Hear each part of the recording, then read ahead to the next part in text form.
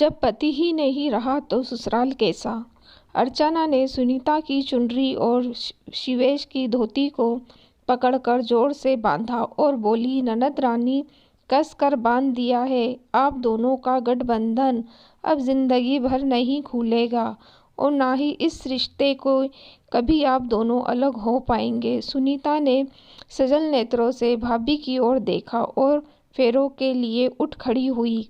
फेरों के वक्त उसका ध्यान 7 वचनों पर कम, अपने अतीत पर ज्यादा था। एक एक कदम के साथ अपनी एक एक यादों को दोहरा रही थी। सुनीता सोचकर शहर उठती है अपने अतीत को। गांव की मान्यता की बलि चढ़ चुकी थी। सुनीता की लड़की के मासिक होने से पहले विवाह करते हैं, यानी लड़की का कन्यादान तब किया जाए जब लड़की शुद्ध हो तो माता पिता को सीधे स्वर्ग मिलता है। सुनीता 11 साल की, ठीक से शादी और गठबंधन का अर्थ भी पता नहीं था। हाँ, वो खुश जरूर थी कि वह दुल्हन बनेगी। हर गीत में लोग उसका नाम ले रहे थे, शादी के कार्ड पर उसका नाम और ढेर सारा जेवर, अच्छी अच्छी साड़ियाँ सिर्फ उसके लिए। सुनीता की शादी हो गई, ससुराल भी चली आई, पर मज़ा नहीं आ रहा था। वो दोस्तों, वो खेलना, वो दौड़ना सब छूट गया। वो खेलना चाहती थी पर सभी उसे कर्तव्य और जिम्मेदारी का बोझ देने चाहते थे। पति से भी प्रेम नहीं, डर लगता था। जो भी हो, सुनीता की जिंदगी मायके ससुराल मिलकर गुजर रही थी। आधी कच्ची आधी पक्की औरत बन ही गई सुनीता। शादी के 4 साल हो गए। अचानक सांप काट लेने से उसके पति की मौत हो गई। अब क्या? अब तो माता पिता को मरने के बाद स्वर्ग मिले या ना मिले, सुनीता की जिंदगी यहाँ दुखों से भरी थी। सब ने अपशगुन मान लिया उसको। कैसी किस्मत पाई है, 5 साल की सुहागिन ना रह सकी। हर शुभ काम से दूर, सजना संवरना सब निषेध था सुनीता के लिए। अब उसकी जिंदगी में अरमानों ने करवट लेना शुरू ही किया था कि उसकी जिंदगी उससे छीन ली गई। सामाजिक रस्मों के नाम पर उसे बेजान बना दिया गया। सफ़ेद साड़ी में लिपटी, काम के बोझ तले दबी जी रही है या मर रही है, किसी को कोई फर्क नहीं था। माता पिता भी सोच रहे थे, विधवा बेटी को यहाँ लाकर क्या करूँगा, कम से कम अपने घर में तो है।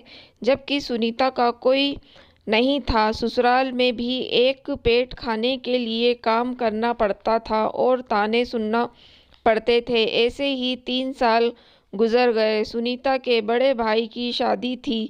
सुनीता भी आई थी। शादी में बुझी बुझी सी, डरी डरी, रस्म रिवाज से दूर, उदास कोने में पड़ी रहती थी। शादी के बाद सुनीता ससुराल जाने लगी तो भाभी अर्चना ने यह कहकर रोक लिया कि कुछ दिन और रह लीजिए, तब चले जाइएगा। अर्चना को सुनीता अपने जैसी लगी। उसके दर्द को महसूस करते हुए नई बहू ने सुनीता की जिंदगी को फिर से सजाने का प्रस्ताव रखा।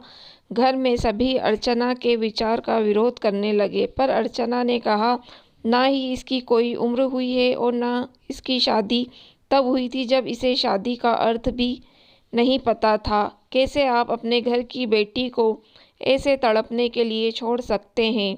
मैं इस घर की बहू हूँ और मेरा फर्ज बनता है कि मैं इस घर के हर एक व्यक्ति की खुशियों के बारे में सोचूं। आखिर आप लोग सुनीता की दूसरी शादी क्यों नहीं कर सकते हैं? सुनीता के माता पिता ने कहा, अब कौन इससे शादी करेगा? सुनीता ने कहा, बहुत होती है ऐसी लड़कियों की भी शादी, बस आपको तैयार होना चाहिए, मैं ढूंढूंगी लड़का। सुनीता के ससुराल वाले न जाने क्या कहेंगे, सुनीता के माता पिता ने कहा। अर्चना ने कहा, जब पति ही नहीं रहा तो ससुराल कैसा? वैसे भी ससुराल वालों के लिए यह भार ही है। सुनीता के अभी हंसने खेलने की उम्र है और इसे कुरीतियों से बांधकर आप लोग अपनी खुद की बेटी की जिंदगी तबाह कर रहे हैं। अर्चना उठ खड़ी हुई सुनीता के लिए और ढूंढने लगी सुनीता के लिए लड़का। और शिवेश, जिसकी पहली पत्नी किसी बीमारी से गुजर चुकी थी, सुनीता का हाथ थामने के लिए राजी हो गया। परिवार वाले दिल से उत्साहित न थे, पर अर्चना ने अपनी हिम्मत न हारी। सुनीता की खुशियों का गांठ बांधकर आज अर्चना को ज्यादा खुश नजर आ रही थी। 7वां फेरा पूरा हुआ। पंडित जी के कहते ही सुनीता वर्तमान में लौट आई।